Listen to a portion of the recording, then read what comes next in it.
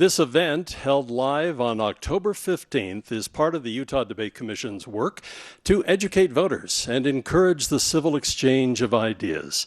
If you're watching or if you're listening live, we encourage your reactions and questions on social media using the hashtag #UTDebates.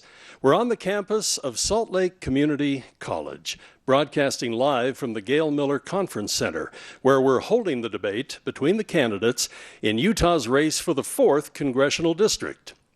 Tonight we'll be hearing from incumbent Republican Congresswoman Mia Love and her Democratic challenger, Mayor of Salt Lake County, Ben McAdams. The Utah Debate Commission has established a format that allows each candidate 60 seconds for an initial reply to a question. Many of tonight's questions come from suggestions made by those of you who went to our Utah Debate Commission website. We will also be taking questions from our panelists, reporter Glenn Mills and student Chase Larson, and from members of the viewing audience participating on social media. Glenn Mills is a reporter for Channel 4 Good For Utah in Salt Lake, and Chase Larson is the Student Association Executive Vice President. By the way, having already referenced the candidates' political titles from offices that they currently hold, I will omit those titles from this point on. Just prior to the debate, a coin toss determined that Ben McAdams will provide the initial response to the first question. We will then alternate who answers first on the remaining questions. And let's get right to the questions that people have. And it's important for every voter to know something personal about a candidate. There will not be a rebuttal for the first question, which comes from social media, and it's Amy Call, who asks, "It takes a great amount of effort to run for political office because of the time, resources, and support required. I'm curious to know," said Amy, "what your motivations were to run for the position of representing the people in Utah's 4th Congressional District." And Ben McAdams, we'll go to you first. Well, thank you, Doug, and it's great to see you again, and I'm so grateful to see my family here in the audience, Julie and our 4 kids. Thank you. You know, Doug, 20 years ago, I was a student at the University of Utah. My mom, she was a school teacher, a single parent with 6 kids, and she couldn't afford to pay for my college. So I lived at home, and I worked 2 jobs to pay for gas and a car and my tuition. One summer, I decided to work extra hard, and I worked 4 jobs, starting at 6 a.m. and working till midnight every day so that I could save up more money for my schooling. So imagine my disappointment when the following year, when I was notified that I was denied federal student aid because I made too much money. Now, government regulations and rules, they don't always make sense, and they don't always reward us for doing the right thing. But in Utah, we do the right thing anyway. We want to know, though, that our hard work is valued, that if you pay into Social Security and Medicare for a lifetime, that those benefits will be there to support you in your aging years. You want to know that if you work hard, that you can afford health insurance for your family, that your kids and your spouse and others won't be denied health coverage because of a pre-existing condition like asthma or pregnancy.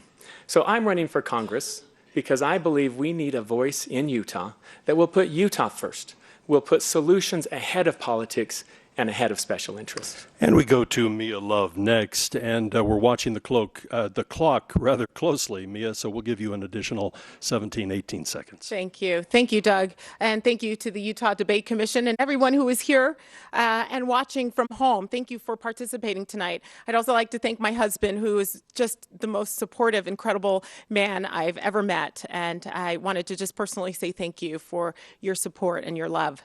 I have worked really hard for Utah's 4th Congressional District. I have to make sure that every moment away from my children counts. We have passed, this year alone, my office and I have passed 5 bills in the House. We've passed a bill to help with wildfires. We passed a bill to help with funding for our schools. We passed a bill to help stopping taxpayers' obligation to perpetrators of sexual harassment. We've also prevented sanctioned individuals from accessing our financial records. We provide more access for credit for Utah families. To put it into context, Bernie Sanders, who is a public figure on the Democrat side, was in the House for 16 years and passed 1 bill, and that was to name a post office. My predecessor, Jim Matheson, took 6 years and was able to pass one bill within the 6 years, and that is honoring John Stockton. Now, I don't say this because honoring John Stockton is a bad thing. I think it's great. But people need results here. People need results in the 4th District. And I am committed to making sure I continue to achieve those results for the 4th District. Thank you to both of you. And this question will first go to Mia Love. As I've been talking with fellow Utahns, talking with people in our society, it's so often that on the very short list, if not number one, people are saying, what are we going to do about the national debt? We remember when people were screaming when it hit 15, then when it hit the outrageous 16, then 17. Now it's $21.5 trillion.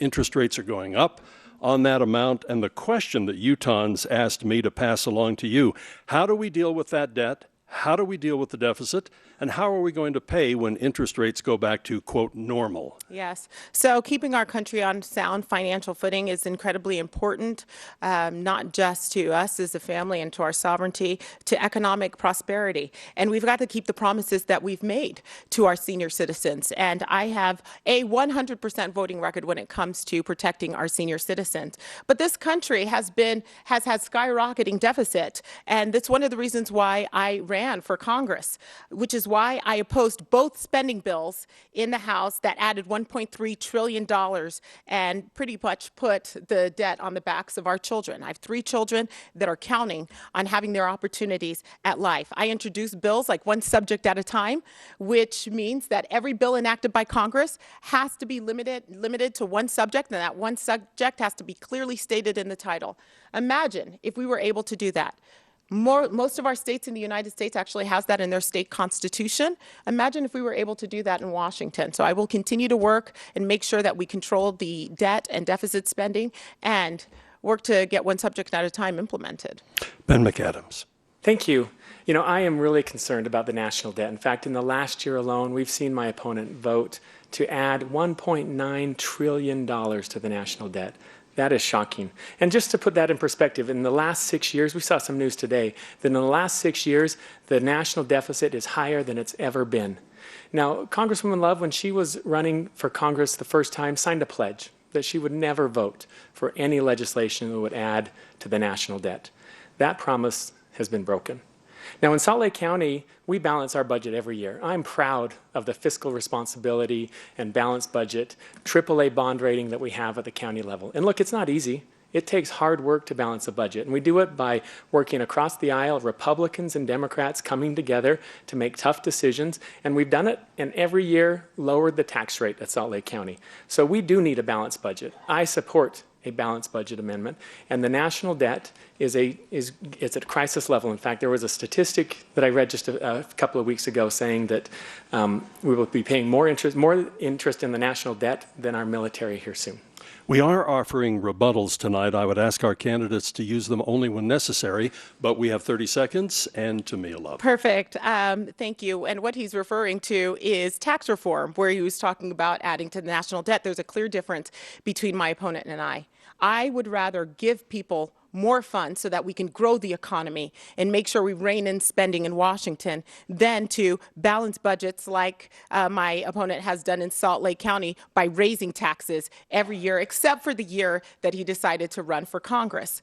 Look, we know what Nancy's going to be doing with those funds. Nancy Pelosi continues to want to raise and do whatever she can so she can create more programs. These are big government programs, and there's a clear difference between my opponent and I. Ben McAdams, do you choose to use rebuttal? Yeah, I will just say, look, I support tax reform. Middle-class families, especially hardworking Americans, deserve tax reform. At Salt Lake County, we have not raised taxes. The tax every year, as my opponent says, the tax rate is lower every year, and we've acted with fiscal responsibility. Now, that is in contrast to what we see at the national level. I know in my family budget, if we decide to make an expenditure, a vacation, or to buy something, those are fine decisions, but decisions like that have consequences. And it's the same thing at the federal level. When we make decisions about our fiscal policy that's reckless, that closes doors on future opportunities. We turn now to one of our panelists, reporter Glenn Mills, Good for Utah reporter, for his question. Here at home and across the country, people are growing more and more concerned about Social Security. They're paying into it now. Will it be there for them when it comes time to collect? Let's get into what you will do specifically to ensure that it is there for Americans. Specifically, though, let's really get into the details here. Are you willing to consider a means test, raising the age of eligibility, raising taxes, etc.? We go to Ben McAdams first on this one. Thank you, Glenn, for that question. We must preserve the promises that we made to older generations. They've been paying into these programs for a lifetime, and we owe it to them to deliver on the promises that we've made for them. You know, my opponent, again, has, in her own words, said that she would cut Social Security benefits, that she would raise the retirement age and privatize Social Security, handing the fate of our system over to Wall Street banks. That is troubling to me. I'm proud to have the endorsement of the National Coalition to protect and preserve Social Security and Medicare. I know that we've got to preserve that. The biggest threat right now to Social Security is the decision to expand the federal deficit and add to the federal debt by $1.9 trillion. That will have consequences. And as I was saying before, in our family budget, when we make decisions to maybe buy something nice or to take a vacation that we want to take, there's a day of reckoning for that, and there are other things we can't do. That's what's happening at the federal level, and that's where my opponent has spoken and voted to cut Social Security and Medicare benefits. And now to Mia Love. This is typical unfounded scare tactics that we've seen used over and over again by national Democrats. We saw it long ago, and now it's being repeated again. Look, I've been very clear about this from the very beginning. We have to make reforms. Again, we haven't heard any solutions on this side, so let me tell you what I'll do. First of all, we have to make sure that we keep promises that we made to our senior citizens, those who are in retirement and those who are going into retirement. Reforms have to be made by people my age, because frankly, Social Security is going to be gone in 2034. Medicare is actually going to expire in 2026, excuse me. So just to say that you're not going to do anything means that you're going to completely let them go away. We were able to extend it with tax reform by 2 to 3 years. Now, for my age, I think that it's important for us to look at areas where we could save Social Security. If my husband and I, when we retire, make over $400,000, maybe we don't collect the full amount. Maybe we adjust the cost of living. Maybe we adjust those. But again, we have never done that and will never adjust or change Social Security or Medicare for those who are on it or those who are going into it. Ben McAdams, a rebuttal? Yeah, I would just say those aren't my words, Representative. Those are your words about raising the age of retirement, privatizing Social Security, and cutting benefits. We must protect the promises that we've made to those people who have been paying into a system for a lifetime. And again, the biggest threat to Social Security is reckless fiscal policy and ballooning of the national debt and increases to the deficit. That will jeopardize our Social Security. And your rebuttal. Yes. Let's talk about my voting record and what I've done. Voted for permanent repeal on the limited Medicare coverage for outpatient therapy. Voted to fix Medicare Part D to help seniors with high prescription drug costs. Maintain seniors' access to durable medical equipment, including oxygen. Pass laws that would require insurance providers to be transparent and so that seniors know exactly what kind of healthcare plans that they have. Work to protect seniors on fixed incomes with new Medicare Advantage premiums. Those are my records. Let's go now to another one of our panelists, and we're delighted to have Chase Larson with us, who is a student, as we mentioned a little earlier, here at Salt Lake Community College. Chase, your question. Thank you. As a college student, I am hoping to soon be in the job market. I know that in today's increasingly global economy, it is critical that U.S. employers have access to capable and qualified workers. What role does higher education play in helping close the skills gap?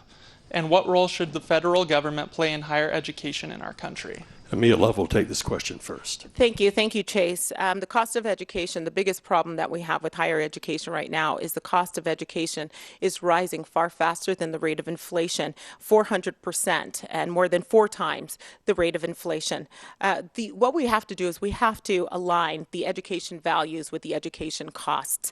I've supported initiatives like Know Before You Go, which would allow that we have a free market type of competition within these institutions students, which Salt Lake Community College has helped us with drafting some of that language and is happy to compete with other institutions. As a matter of fact, we've worked with Salt Lake Community College closely to make sure that we are helping keep the costs down for higher education. But Know Before You Go is a legislation that would allow for people, as students going into a school, to see what they're going to get for their dollars. How many people have graduated in their area of study? What kind of money are they making? The most devastating thing I've ever heard is when students cannot graduate and they, after 2 years, they have around $70,000 of debt and they didn't finish their course of education. That's crippling our economy and is crippling our students.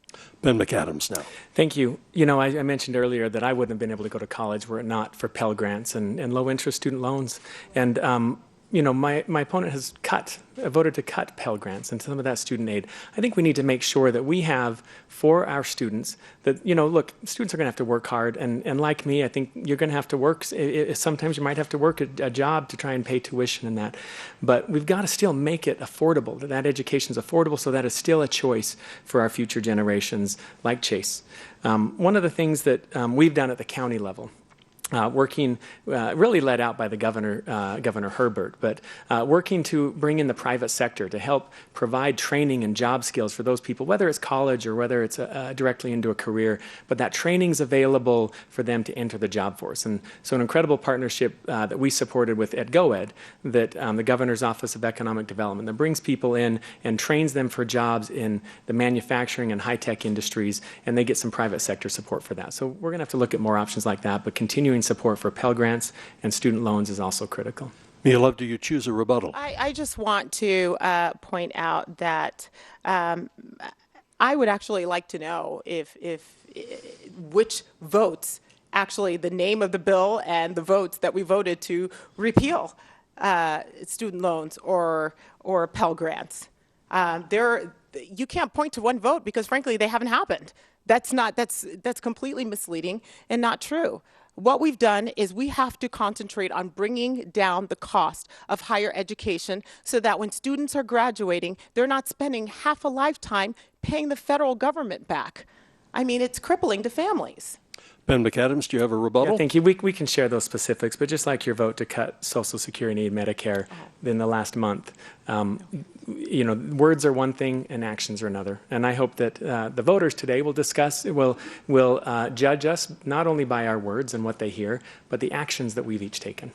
As I was anticipating this debate this evening, and I've known both of our candidates for some time, the various roles you've had in our local governments, most recently for Ben McAdams, it was is being mayor of Salt Lake County. For Mia Love, it was being the mayor of Saratoga Springs. I was curious, for both of you, when you were a mayor of an entity in this great state of ours, what's the one thing as a mayor, when you're sitting back in those private moments, you go, oh, if the federal government would just do this, what a difference it would make for Salt Lake County. What a difference it would make for Saratoga Springs. Well, what would that be, Ben? You know, I remember with the work that we've done over the last several years on homelessness and working with Speaker Greg Hughes and Lieutenant Governor Spencer Cox, one of the big things we needed to bring forward solutions was access to treatment. We had people who were in crisis, who were homeless, and we knew that if we could get them into treatment for their mental health, that they could overcome some of the crisis and move to becoming tax-paying, law-abiding citizens. But to do that treatment, we needed a federal waiver. And as we worked and we worked and we worked on that, and all that time, it took 2 years to get the federal waiver. I think of the hundreds of lives that people who were separated from their families, who, you know, because of an addiction for which there were treatment dollars, tax dollars being paid, and we just needed a federal waiver, and the inability of Washington to approve that waiver. We now are waiting for another waiver for health care. And I would love to have a representative in Congress who was alongside us with a seat at the table, pushing forward that waiver to expand treatment, to get people back on their feet, get them a job, and help them to overcome their mental health issues, get the treatment that they need. Mia Love, in those private moments as mayor of Saratoga Springs, what do you wish, as you recall that, do you wish that the federal government would have done or not done? Well, I can tell you what we didn't do as a mayor. One of the things is that we were completely collaborative with our community. We didn't take developments like Olympia Hills and shove it down people's throats without anybody knowing about what was going on. We didn't go and to accept over $10,000 from developers who wanted to build over 9,000 new housing units. He greenlit the program. Mayor Ben McAdams greenlit the program, knowing that the mayors wrote a letter and didn't want it. He greenlit the program and continued on. And it wasn't until there was a public outcry that Mayor McAdams decided that he was going to back down because he thought it was going to hurt his congressional race. Now, I have to say, the things that I asked myself as a mayor, is it affordable? Is it sustainable? Is it my job? And the other thing also is that in the 10 years I was a mayor, not one issue was a Republican or a Democrat issue. And that's one of the things that I miss, because you have to still fix the potholes on both sides of the road. We weren't really sure if there would be a rebuttal here, but I'm sensing there might be. I think that, yeah. Ben McAdams. Thank you, Doug. I just want to say when the county council held their hearings on that development, I came forward and we heard the outcry from the public, and I did something that I've never seen Representative Love do. I held a town hall meeting, and I listened. I listened to the input of the public, and when I heard their concerns about transportation, about the congestion in the schools and other needs, I vetoed that proposal, and it was the right thing to do. And I don't care who's donated to my campaign. If it's the right thing to do, I will follow my constituents every time. And Mia Love? 85 town halls and meetings that we've done. 85 town halls and meetings, public meetings that we've done. And Mayor McAdams may not have gotten the notice, probably because he doesn't live in the district. He lives in the 2nd district. But again, this is one of the reasons why it's important to live in the communities that you live in. When you have to drive in that traffic, when you see your schools that are completely overcrowded with students, you don't go in without the public support, and you put that kind of density without any of the West Side stakeholders knowing about the project. Those are backroom deals that we've seen in Mayor McAdams. Again, we would like to offer a friendly reminder to our audience. We know you have passions, we know you have thoughts on this race, but please, respect to our candidates, respect for our time frame, and it's a distraction. It just eats up time. So again, I'll thank you in advance for your politeness, your civility. And right now we turn again to our panelist, Glenn Mills. Thank you. Congress has been promising to come together on immigration reform for years now, for as long as I can remember. Still, we sit here with no solution. What will you do personally to move immigration reform along, and what will that entail? A clear path to citizenship for dreamers and for their parents. And we go to Mia Love first on this. As a daughter of parents who immigrated to the United States, I know what it means to individual families. I know what it means to Utah, and I know what it means to this country because I know what it meant to my parents and what it means to me. We have, just to think that we have two sets of Americans in their minds and in their heads, ones that can seek citizenship and ones, no matter how hard they try, will never be able to seek citizenship. That's unacceptable. I have let out against my own leadership on a discharge petition so that we can get the votes to the floor, because frankly, if we are not able to debate bills on the floor, you don't have a voice in the House. So I pushed up and make sure that we did that. The compromise that I actually voted for actually had a solution there that helped with DACA. It had a pathway. It actually had border funding, but most importantly, I worked on this with the author of the bill for 2 hours, making sure that we had a solution for the families at the border, making sure we kept those families that were at the border. Now, it's not perfect, but it was one of the best comprehensive bills, and we didn't get one Democrat vote for it. And that's unfortunate when we fixed all of these problems. I'm going to continue to work for that because this is something that is incredibly not just important, but personal to me. Ben McAdams, to you now. We'll give you a little extra time. Thank you. And right when that vote was about to happen, Representative Love withdrew her support and that discharge petition failed. Not you know, true. I think it's important to know, again, to judge people's actions and the outcomes. As mayor, I don't get credit for what I try to do or what I say I want to do. I'm judged based on what I accomplish. And we need to hold the same standard to our representatives in Congress. Representative Love voted numerous times to defund DACA and to deport dreamers. So we need to look at what she says in an election year versus what she says when she's not up for re-election. When I think of immigration, I think of Henry, who's a West Jordan resident, who is a DACA recipient and a student at the University of Utah studying chemical engineering. Henry doesn't know if 6 months from now he will be able to put that degree to use because he doesn't know whether his certification will be there. Thank goodness he went out on a limb and he's working hard to educate himself, but we need a Congress that isn't broken, a Congress that comes together and takes action, because words aren't enough, desires aren't enough, platitudes in an election year is not enough. We need a Congress that will take action to address immigration reform, comprehensive immigration reform, protect our borders, but also have a safe path for legal immigration for people dreamers who are here and people who want to come here. Let's go back to Mia Love. I almost can't believe what I'm hearing, Doug. We, even you and I, have had conversations on the radio for years that the residents and people heard about. We have talked about this for years. We've always been on the forefront and a leader on immigration for years. As a matter of fact, my Democrat colleague, Marcia Fudge, who told the Salt Lake Tribune, as long as I've known Mia, she's been a leader on immigration. And because Mayor McAdams has nothing to say but to throw insult, he attacked her for it. Talk about collaborative. If you're going to work with someone, you can't start attacking people just because they disagree with what you're saying. Let's go to Mayor McAdams. And Glenn, I'm going to ask you to stay on deck in case you have a follow-up. Okay. Thank you. You know, once again, words are one thing, actions and outcomes are another. Representative Love has voted 6 times against DACA. And now I'm happy that she's taking a position to support it, but we need outcomes. It's not enough.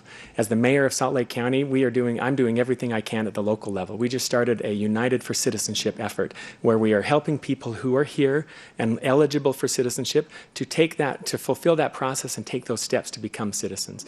We have adopted the Utah Compact here in Utah, of which I was an early signer and one of the authors of the Utah Compact. We're doing everything we can at the local level. We need solutions and action at the federal level. Glenn, do you have a follow-up to your question? Yeah, I'd like to get your thoughts on what was happening with separations of families at the border. What you thought at first when you saw it, and are you satisfied now with the steps that have been taken? And we will do this without rebuttal, and we go to Mia Love. Yes, what I saw at separation of the border was absolutely horrific. I have 3 children. I could not imagine being separated from my children. It is absolutely, I think, un-American for us to see families that are separated like that, children as young as 2 years old. Again, this is an area where we've always worked, and I do agree with my opponent, actions speak louder than words, and I've taken some hits for taking on my leadership on these issues, but it was the right thing to do. And I will continue to do that because I don't take orders from the leadership. I don't take orders from the White House. I take my orders from Utah's 4th Congressional District. We voted and worked really hard to make sure that we keep what was happening at the borders from happening. Am I completely satisfied? Absolutely not. I think there's a lot of work to do still. And I think making sure that we go back and gain more and more momentum and support, not just saying no, not just attacking, not just, false words, but to go out and actually make a difference for people. Ben McAdams.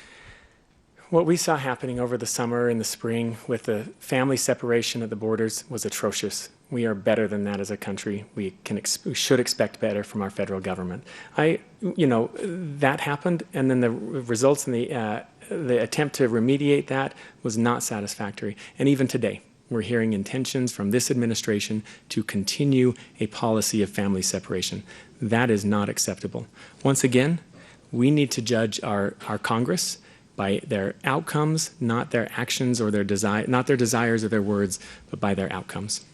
We thank you for your responses, and we already are nearing the midpoint of our time tonight. I welcome you once again to this live debate between candidates for Utah's 4th Congressional District. We're broadcasting live from the Gail Miller Conference Center on the South Campus of Salt Lake Community College. Tonight's debate is between incumbent Republican Congresswoman Mia Love and her Democratic opponent, Mayor Ben McAdams. This is one of several debates taking place prior to the elections here in Utah in November, sponsored by the Utah Debate Commission to provide voters an opportunity to hear candidates running for federal office. Tonight's questions come from many of you who went online to Utah Debate Commission website. It's utahdebatecommission.org. We invite you to submit online questions for future debates as well. The website also includes an outline of the schedule for all future debates. And now let's go back to our exchange. And this one is coming to us from social media. And this comes from Leif, who writes, "What would you say to the thousands and thousands of Utahns who do not have health insurance through their employer and simply cannot afford private health insurance? What should they do when they get sick or injured?" And we go to Ben McAdams first. You know, I've worked closely with Speaker Hughes, Governor Herbert, Lieutenant Governor Spencer Cox to try and address this. And what we found is, first of all, Governor Herbert proposed Healthy Utah that would have provided coverage to about 100,000 Utahns who were in that gap. That plan fell short. It passed the state Senate. It failed in the House of Representatives. When that plan failed, I was disappointed, as were many others. But I went and kept pushing. And I see Speaker Hughes, to his credit, stepped forward and crafted another plan that could get support in the House. And it wasn't the full Medicaid expansion that Governor Herbert had proposed in Healthy Utah, but it was another plan. And that plan moved forward and has provided coverage for thousands of people. And I'm proud that I supported that, went against my party, and was the only elected Democrat to support that plan. But I know that plan has worked because I know many of the people who've received the coverage and help through that plan.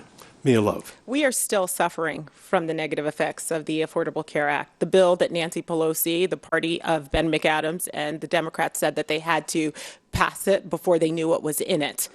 Let me tell you what I've done for health care. We passed more than 60 bills to fight opioid crisis. We extended the child health insurance program with the largest funding and the longest extension in history. We improved care for our veterans. We helped with Medicare Advantage Part D programs to provide enhanced benefits and services to our seniors.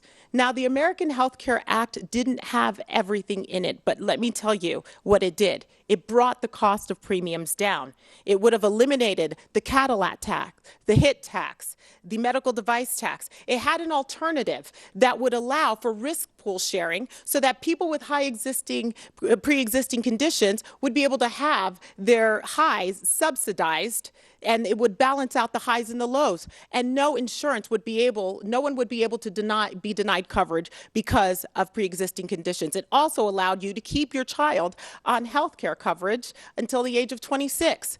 Again, not one Democrat vote. Now, my opponent may be naive and say he's not going to vote for Nancy Pelosi, but if you watch what's going on there, if this seat turns over and they win the House, Nancy Pelosi will be Speaker of the House. Do we need a rebuttal? I think so. Okay. Thank you. As I've said repeatedly, I will not vote for Nancy Pelosi. I also want to point out that, look, I think it was wrong for the Democrats to push through a health care reform bill without a single Republican vote. It was equally wrong for the Republicans to push through their health care reform bill without a single Democratic vote. We need people who are willing to come together and insist on both parties being at the table to enact solutions. That bill that she talks about raised our premiums by 20%. It removed protections for pre-existing conditions. She's also talking about an age tax that you'll see your premiums rise the older you get. This is not a good bill. You know, there were flaws in the Affordable Care Act, but to replace it with an equally flawed or even greater flawed bill is not the solution. We need a bipartisan solution. We need people who will work together across party lines to do that. Mia Love. I find it really interesting because Mayor McAdams came into our office and talked about everything but health care. As a matter of fact, you can ask his Congressman, Chris Stewart, and not one conversation with Mayor McAdams about health care. As a matter of fact, the people that have come to our office and talked about what to do with health care has been Speaker Hughes and has been Governor Herbert. It's really difficult for me to hear someone try and take credit for something that they've actually never even tried to do. All right, we're going to our other panelists tonight, and again, we're delighted to have Chase Larson from Salt Lake Community College here to ask his question. Thank you. Many people are concerned about the environment. Utah's air quality is ranked as one of the worst in the nation and is a concern for older adults, and individuals with respiratory problems. If elected, what will you do to improve Utah's air quality, especially along the Wasatch Front? Mia Love. Thank you. I absolutely love this state. We live in a great state, and I love the quality of life we have here. As a matter of fact, it was really nice to be able to run the Super Spartan in Eden with my husband and those who love outdoor recreation. I think that there are things that we can do. I am the only member of the Utah delegation that has joined the Climate Solutions Caucus. As a matter of fact, I see Mia, who is a young girl who came into my office and talked about her sincere concern about the environment. And I listened to her, and I listened to her family. And I also listened to the Climate Solutions Lobby. We had a town hall, which Mayor McAdams actually came to and praised our efforts and asked what he could do to help in that area. I think that that's one area where we've actually talked a little bit about the environment. But I think that there are some false choices out there that we need to get away from. There are people that would like you to think that you either support the environment or you support energy production. And I think that those are false choices. I think the two can come together as we've been doing in the 4th District and find a solution so that we can be good stewards of the land that we live on. Ben McAdams, your response. Thank you, Doug. I'm proud of my track record as the mayor of Salt Lake County to bring solutions to address air quality. And I'd be happy to talk about that at greater length in another forum. I'm also concerned, Representative Love talks about her membership in the Climate Solutions Caucus. Once again, membership in a caucus, words in an election year, that means nothing. What matters is your actions and your outcomes. Representative Love, her voting record earned her a 3% score from the League of Conservation Voters. Her environmental record is nothing to brag of. She talks about places where she's disagreed with leadership or tried to buck leadership. The reality is Representative Love votes along partisan lines and puts partisan interest ahead 97.5% of the time. That is not reflecting Utah's interests. She takes hundreds of thousands of dollars from the big oil industry and then votes to lift restrictions on air pollution, putting more pollution into our air and dirtying our air here in Utah. We need a representative who will put Utah interests first ahead of partisan interests, and that's not what we've had. And we're seeing the consequences of that right here in Utah with our air quality. And we go for our rebuttal we're time. going to have a rebuttal for everything. Okay, I've received the Climate Leadership Award from the Citizens Climate Lobby. I've been endorsed by ClearPath, by Citizens for Responsible Energy Solutions. They didn't come from doing nothing. Those awards came from actually standing up and saying there's something that has to be done and finding solutions to make sure that we do that. And I just wanted to also address the 96%. That site that he's stating also says that we voted with Democrats 70% of the time. Let's be honest. Let's not mislead people here. Let's talk about the truth. And if you want to debate policy, let's do that. Ben McAdams. Yeah, coming back to the 97% voting record, a lot of bills do go through with bipartisan support. So the 70% number doesn't surprise me. What does surprise me is 97.5% of the time, Representative Love is voting with partisan interests ahead of Utah's interests. Air quality. You saw her contributions she receives from Big Pharma and votes to dirty our air. Contributions she receives from the healthcare industry and votes to raise our premiums by 20%. Hundreds of thousands of dollars from Big Pharma, and the cost of prescription drugs skyrockets. We move to another question, and many people in the state of Utah have read the latest numbers from the Hinckley Institute of Politics and Tribune poll, in which our candidates are tied at 46% each. 8% are undecided. I'd like to give you each a minute. We won't do a rebuttal on this one. We're really getting a little tight on time. But 1 minute to talk to those that are numbered within the 8%. What do you say to them? And we'll go to Ben McAdams first. We need representative in Washington who will put Utah's interests ahead of partisan interests, who will vote with Utah, even if that means you're not going to have a 97.5 partisan score voting record. Put Utah first. Now, Washington is broken. I will tell you that. When I was looking at running, that was one of the things that was the biggest drawback for me. I love serving people as a public servant and the mayor of Salt Lake County. I love how we come together and we solve problems in a bipartisan fashion. And that's not happening today in Washington. And both parties are to blame for that. But we need to elect people to Congress who will put America first and put Utah first ahead of partisan interests and special interests. That's not what we've had for the last 4 years. Utah can do better. Okay, Mia Love. I think honesty and integrity means something. So I would like to say this. Of the bills that the Democrat Party voted for, Ben's party, or the party that I voted for, or the bills that I voted for with support of the president, are bills like instituting a balanced budget amendment, bills like giving our troops a pay raise, or banning abortion after 20 weeks. I'd like to know where he would have disagreed with any of those votes. The other thing I would like to also say is that I don't take my orders from anybody except for people of the 4th District. As a matter of fact, I'm the only one in this delegation that has stood up to the president when he has done something wrong and have worked with him when he has done something right, like working with me to help Joshua Holt come home. Now, Joshua is in the audience, so is Lori, his mother, and Tammy. My time in Congress meant something to them. It may not have meant anything to Ben, but I'm telling you, any family who has a loved one out there who is working hard and is concerned about them, they know that this Congresswoman is not going to give up on them and will have their backs until their child comes home. Every time I watch a debate or even moderate a debate, I always wonder, what would the candidates like to ask of each other? And I'd like to give you that golden opportunity to ask a brief question of your opponent, and we'll give your opponent 1 minute to respond. There will be no rebuttals to this. So, Mia, we'll go with you first. Okay, so I'm going to start first. I'm actually curious to find out who Mayor McAdams is going to vote for Congress. Look, Representative Love likes to talk about my residency. I'm the mayor of Salt Lake County. 85% of the 4th Congressional District is in Salt Lake County. She has been absent on many of the issues that Salt Lake County faces.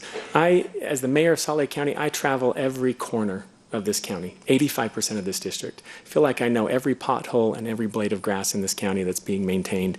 And Representative Love is not, she's absent. I would ask you, if you live in Salt Lake County, when was the last time you had an invitation to a town hall meeting held by Representative Love? Not a special invitation, but an invitation open to the members of the public. Salt Lake County has not been represented. And as the mayor of Salt Lake County, we need representation. But I won't stop there. I will also fight for the residents throughout this 4th Congressional District in Utah and San Pete and Juab County.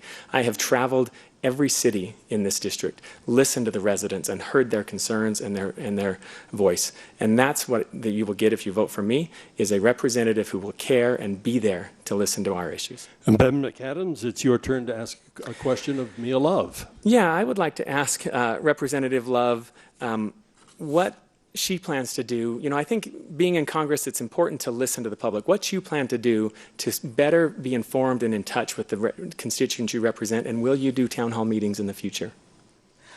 First of all, I'd like to point out that he didn't answer my question at all. But, you know, I wanted to also talk about the potholes. There are a lot of them, I'm sure, because the Salt Lake County hasn't really fixed any of them in terms of our transportation. I live on the west side. I drive those roads. I live among the people that are there. I work with those communities. As a matter of fact, I've been endorsed by over 19 mayors in the 4th District. A lot of them who previously endorsed Mayor McAdams, who's been working with him hand to hand, and then decided that they didn't want to support him. And you also have to, actually, he did ask a question. I want to make sure I actually answer his question. What am I going to do? How many town halls? He hasn't actually received any of those notices. There are a lot of people that receive the notices. I hold open office hours because I want people to come in and actually have a dialogue with me. I will continue to do that. I will continue to go around and talk to people where they live, where they work, and have them have an opportunity to come to speak to me. So I'll continue to work and do those town halls, whether it's on the phone, whether it's in person, whether they can have dialogue with me back and forth.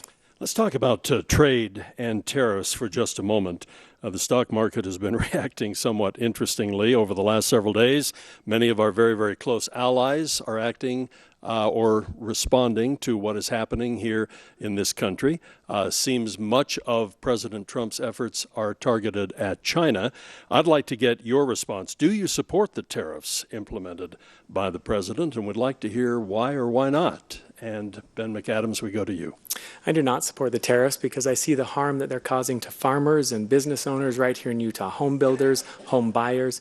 Everybody's feeling the pain of those tariffs. Now, look, I will agree with President Trump on one thing, and that is that our trade agreements and the United States on the international stage, we need to be respected. And if a trade agreement is not fair to American workers and the American economy, those trade agreements should be updated. But I don't support the reckless actions that have landed us in a trade war that will do harm to the American economy and especially to people right here in the 4th Congressional District.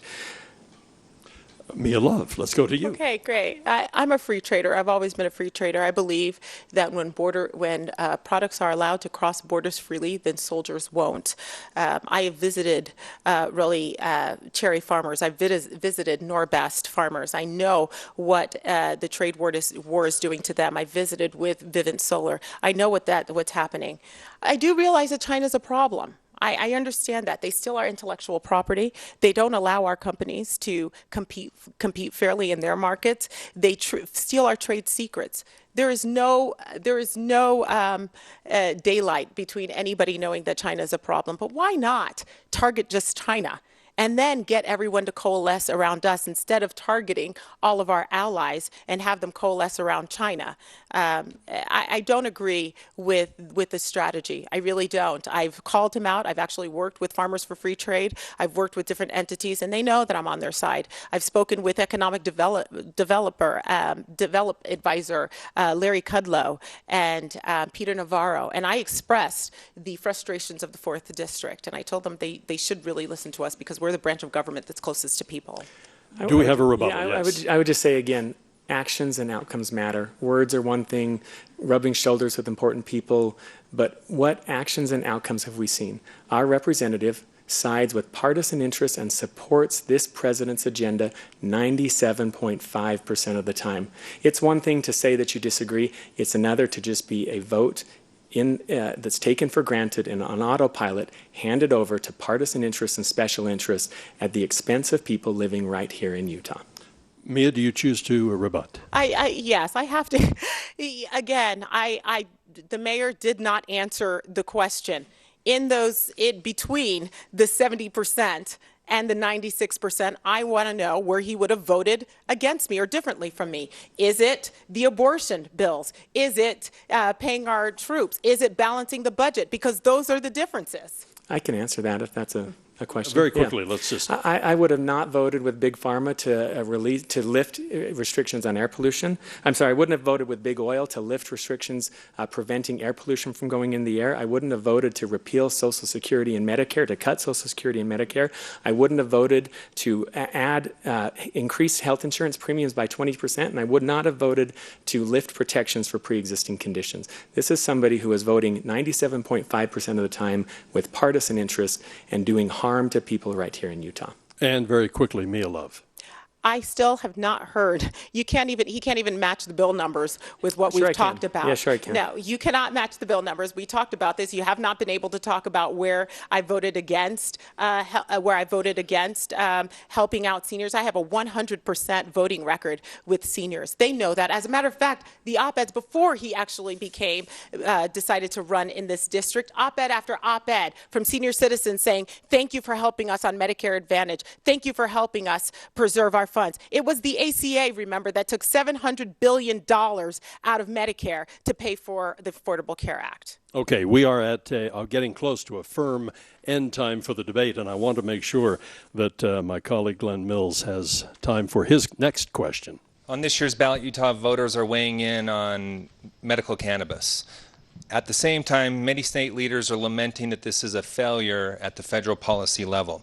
Are you going to vote for or against Proposition 2, and what should Congress do to clear up this confusion and this conflict between local and national law. And with sensitivity toward the time, there will be 1 minute, no rebuttal, so you can have time for your closing statements. Thank you. And we go with Mia Love first. Okay, thank you. As a parent with 3 kids, I think it's important that we explore as much as possible. As a matter of fact, if my children were suffering from a condition and they needed some help and there was some help that was out there, I would hate it if government said that we couldn't have it. So I've long supported medical marijuana out of compassion, and we want to make sure that they are prescribed by a licensed physician and monitored by that physician. You asked what we were going to do on the federal side. I've actually introduced a bill that is going to make some changes to medical marijuana so that it can be studied, like removing it from Schedule 1, so that way it could be studied. The other thing also is I'm on financial services,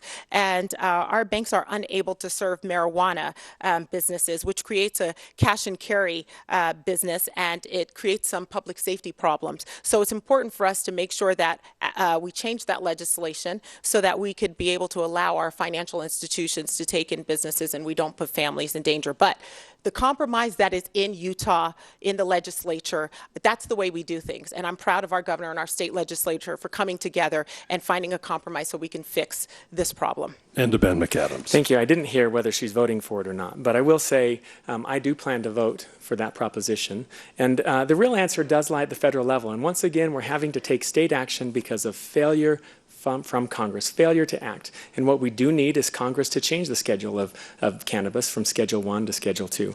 That would make a difference. Look, I think Representative Love, I think she's a good person. I've known her since she first ran for Congress.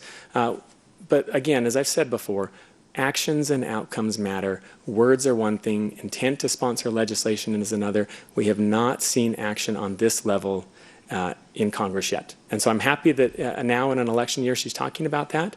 But my biggest disappointment, Representative Love, is I feel like you've changed, honestly, that you went to Washington and we had high hopes and you changed and you became part of that Washington problem. And time and again, outcomes matter, words and associations doesn't matter unless the people in Utah see action and results from legislation. At this point, if a rebuttal is necessary, it can happen in the final statement. We have reached the end of our allotted time for questions for our candidates, and we'll now move to the 1 minute closing statements. And because of the toss of the coin prior to airtime, it was determined that Ben McAdams would be first to go. Thank you, Doug. I'm in this race to represent Utahns, not a political party or special interest. I've learned as the mayor of Salt Lake County about bringing people together to tackle our challenges. I've been frustrated with a Congress where members are too busy attacking each other and not attacking our problems. I know from my own effort of working with a Republican majority county council that balancing budgets and keeping taxes low takes collaboration and hard work. Bringing all sides together has helped us to keep our community safe and protect our air, water, and our green open spaces. The challenges we need our representative to tackle require that same determination and hard work. Families' health care costs are too high. Seniors are worried about their Social Security and their Medicare benefits. I've met so many Utahns who are working so hard, trying to take care of their families and save for the future. I've talked to a farmer and a mother who each worry they'll lose their health care due to a pre-existing condition. I will take my independent work across the aisle approach to Washington, where I'll put people ahead of party and do what's right for Utah, and I'd be honored to receive your support and your vote. And our final 1 minute opportunity goes to Mia Love. Thank you. I'd like to thank everybody who's been watching today, and I'd like to thank everyone in the 4th District for giving me the honor of raising your voice and representing your values in Washington. Hillary Clinton last week said that it is impossible for Democrats to be civil to Republicans. And unfortunately, we've seen Mayor McAdams, with the help of D.C. Democrat allies, come after and try to destroy a fellow American in pursuit of political power. Now, fortunately, I want everyone to know that I've received an unsolicited call from the Federal Elections Committee stating that not only were we able to keep our primary funds in this election, but furthermore, the agency agrees with the legal arguments that were made by friends of Mia Love. Now, I know Mayor McAdams was waiting and hoping that he would hear that at the end of the election, but this is what we have to deal with here. We have to let people know that honesty still means something, integrity still means something, and this country, under God, is still a place where the sun, our hopes for the future, and freedom will continue to rise. I ask for your vote. I ask for your continued support and your trust. God bless you, and God bless the United States of America. My thanks to Mia Love and Ben McAdams for their participation this evening.